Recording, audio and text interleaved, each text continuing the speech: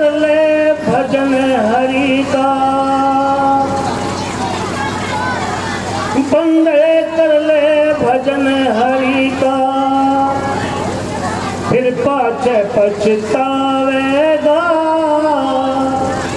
उस मालिक के नाम बिना तू लख 84 में जावेगा, लख 84 में जावेगा। बंदे कर ले भजन हरि का, फिर पाछे पछताएगा। उस मालिक के नाम बिना तू लख 84 में जाएगा, लख 84 में जाएगा। आजकल किसी चीज की कमी नहीं है, बताया गया है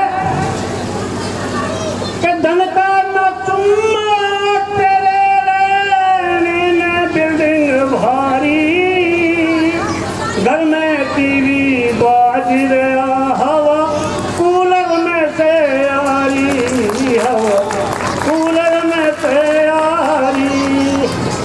मखमल के गद्दे लगे हुए सजरे पलंग निवारी, कोट पैंट पतलून पहर चले जिनकी शोभा नारी, जिनकी शोभा नारी।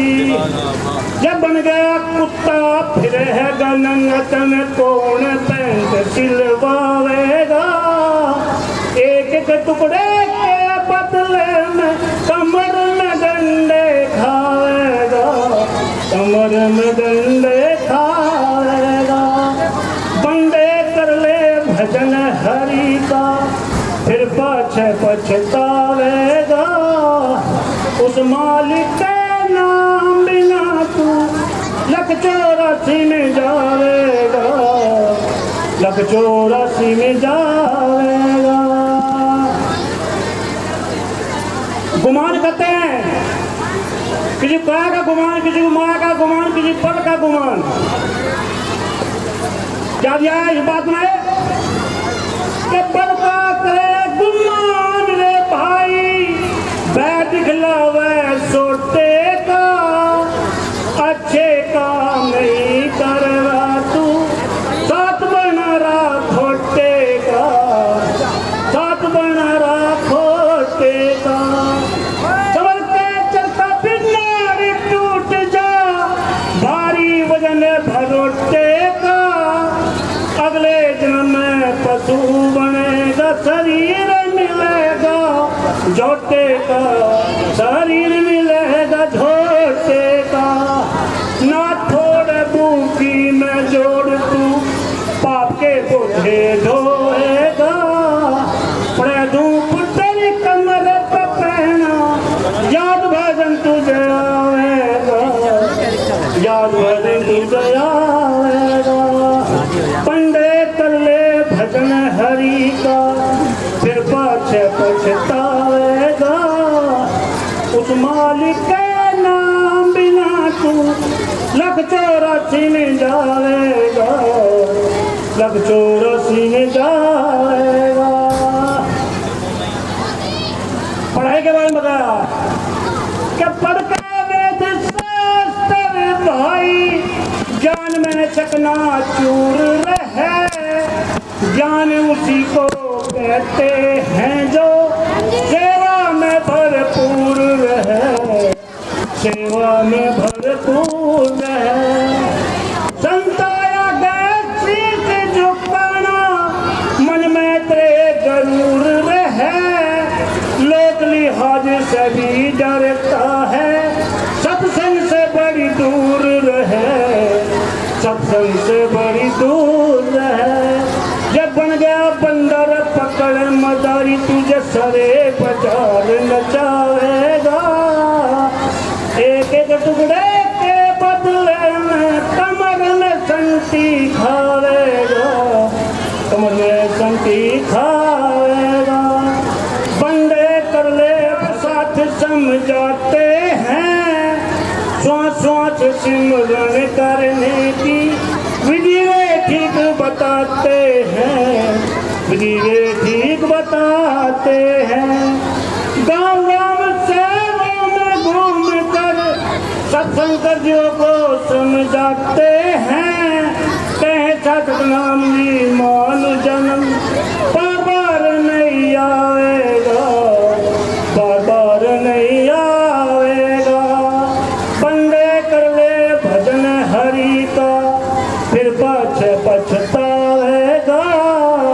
उस मालिक के नाम बिना तू लख 84 में जाएगा, लख 84 में जाएगा। जय हिंद। और अतिथियों की सूची में इसी समय मैं 2 नाम लेना चाहूँगा। जो रवि भूषण जी हैं, गौरा इंटर कॉलेज। आप वर्तमान समय में गौरा इंटर कॉलेज में गणित के प्रोफेसर हैं। मैं आपका समस्त विद्यालय परिवार की ओर से अभिनंदन करता हूं। आपने अमूल्य समय दिया, आपको धन्यवाद देता हूं।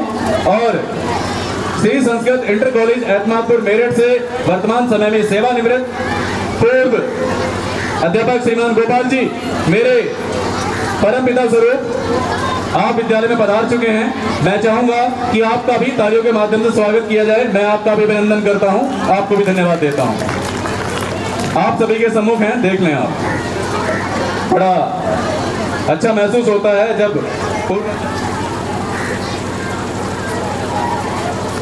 देखिए,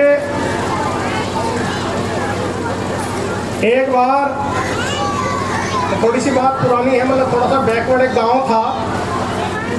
उस गांव में एक व्यक्ति हुआ करता था रामू। रामू कभी भी शहर नहीं गया था और उसे ये भी नहीं पता था कि भाई शहर में किस तरीके के लोग होते हैं, किस तरह से लोग रहते हैं। तो बच्चों, रामू को एक बार मेला देखने का मौका मिला और वो जो है मेला देखने के लिए चला गया। उस गांव की में एक खासियत थी कि उन लोगों ने कभी दर्पण भी नहीं देखा था, मतलब जिसे आप शीशा कहते हैं, जिसमें आप अपना चेहरा देखते हैं। तो वो जैसे ही मेले में गया तो उसे एक दर्पण की दुकान दिखाई दी। वो जैसे ही दर्पण के सामने पहुंचा तो उसे अपना प्रतिबिंब दर्पण के अंदर दिखाई दिया। अब उसने आज तक दर्पण देखा नहीं, तो उसने देखा कि भाई मेरे जैसा, मतलब उसे यही नहीं पता कि मेरी शक्ल कैसी है। जब आज तक दर्पण नहीं देखा तो उसने दर्पण वाले से कहा कि भाई साहब, ये भाई साहब कितने के हैं? अब दर्पण वाले ने सोचा मेरी माँ से दर्पण खरीदते, भाई साहब खरीदते, मुझे क्या मतलब। उसने कह दिया 2 रुपए के हैं। उसने कहा कि भाई साहब ये दर्पण, मतलब ये भाई साहब मुझे दे दो, क्या आप ले जाओ जी। वो उस दर्पण को लेकर अपने घर आ गया। अब घर आने के बाद उसने वो दर्पण अपने किसी कमरे में लगा लिया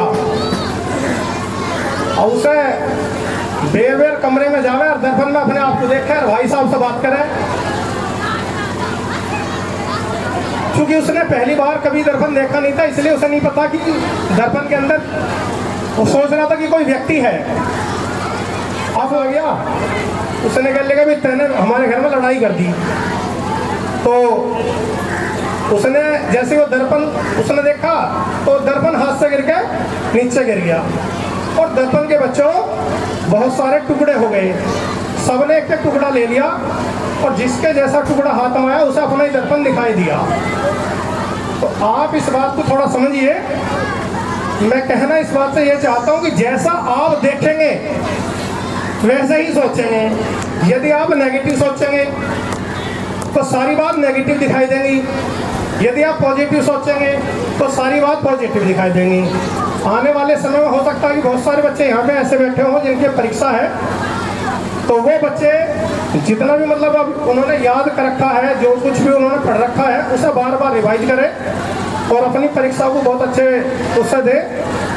बस मैं बहुत ज़्यादा अपनी बात को अकेला बढ़ाते हुए आप लोगों का धन्यवाद करता हूँ। Thank you.